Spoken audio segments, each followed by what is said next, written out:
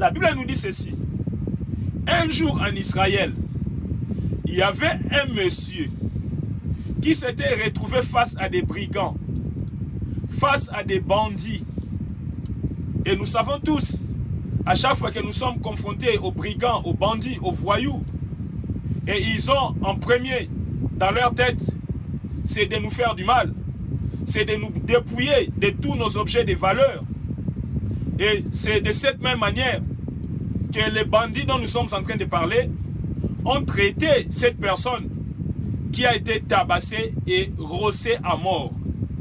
Et seulement, mon frère, ma soeur, nous sommes en train de parler d'un sous-thème que nous intitulons « La non-assistance en personne en danger ». Et mon frère, la Bible nous dit ceci.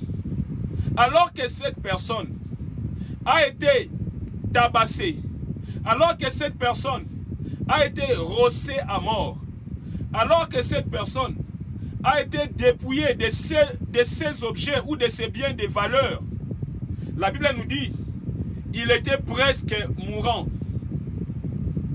en espérant recevoir une assistance venant de quelque part. Oui, mon frère, chose espérée. Mais la Bible nous dit ceci. Cette personne sera confrontée alors qu'il était en train d'espérer une assistance quelconque. Parce qu'il était en train de giser dans le sang. Il était agonisant. Il venait d'être dépouillé de tous ses objets de valeur. Il venait d'être rossé, tabassé à mort. Alors que cette personne espérait une assistance de la part du monde. La Bible nous dit qu'il sera confronté à 3 types d'hommes. Et la première catégorie d'hommes, la Bible nous dit qu'il sera confronté aux sacrificateurs. Mais c'est qui les sacrificateurs? Les sacrificateurs, c'est juste l'image des serviteurs de Dieu.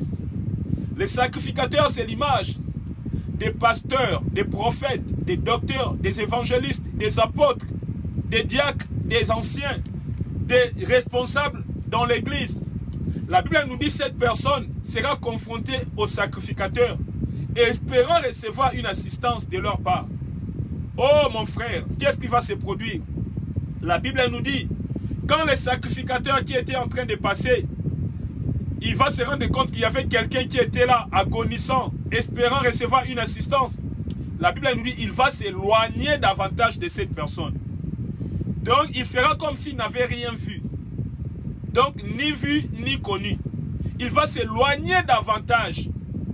Et la Bible nous dit, pendant ce temps, cette personne était en train de souffrir, était agonissant, espérant recevoir une assistance.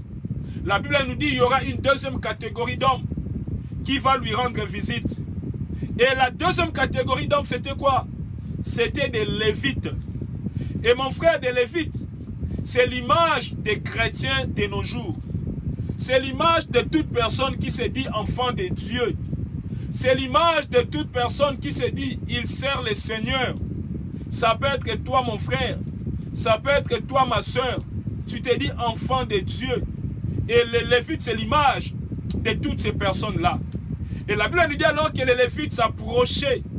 Quand il s'est rendu compte qu'il y avait quelqu'un agonissant, espérant recevoir une assistance de lui, il va s'éloigner encore davantage, comme l'avaient fait les Lévites, qui est l'image des pasteurs, des prophètes, des serviteurs de Dieu. Et les Lévites, à son tour, il va faire comme les sacrificateurs, il va s'éloigner davantage. Il va éviter d'assister cette personne qui était en train de souffrir, d'espérer une assistance parce qu'elle venait d'être dépouillée de tous ses biens de valeur. Elle venait d'être tabassée à mort. Elle venait d'être rossée. Oh mon frère, la Bible nous dit la première personne, les sacrificateurs, n'avait pas voulu assister cette personne qui souffrait. La Bible nous dit encore, les Lévites avaient fait pareil que les sacrificateurs. Mais il y aura maintenant une troisième personne que la Bible appelle les bons samaritains. Mon frère, les bons samaritains n'étaient ni pasteurs, n'étaient ni prophètes, n'étaient ni apôtres, n'étaient ni évangélistes, n'étaient ni docteurs. n'était ni diacre ou ancien, n'était même pas quelqu'un qui marchait dans la crainte de Dieu. Ce n'était même pas quelqu'un qui travaillait pour l'œuvre de Dieu, mais c'était juste une personne qui était émue de compassion. C'était juste une personne qui était remplie de vertus, qui était remplie de bon sens, qui était remplie d'amour, qui était remplie de plein de morale.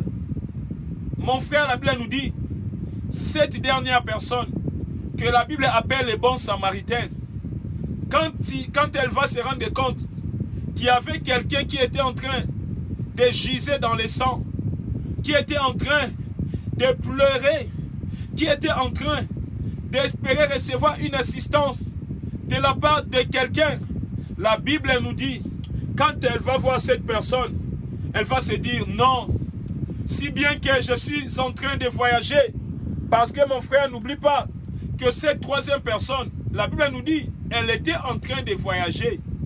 Elle était en train d'effectuer son voyage. Mais malgré son voyage, la Bible nous dit, elle va s'arrêter près de la personne qui était en train de pleurer, qui était en train de souffrir, qui venait d'être rossé, qui venait d'être dépouillé de ses biens. La Bible nous dit, les bons samaritains vont s'occuper de cette personne. Il va lui poser des questions. Qu'est-ce qui s'est passé, mon frère? Et la personne va lui raconter ce dont il avait subi. Les bons samaritains vont lui dire, ne t'en faites pas, je vais m'occuper de toi. Et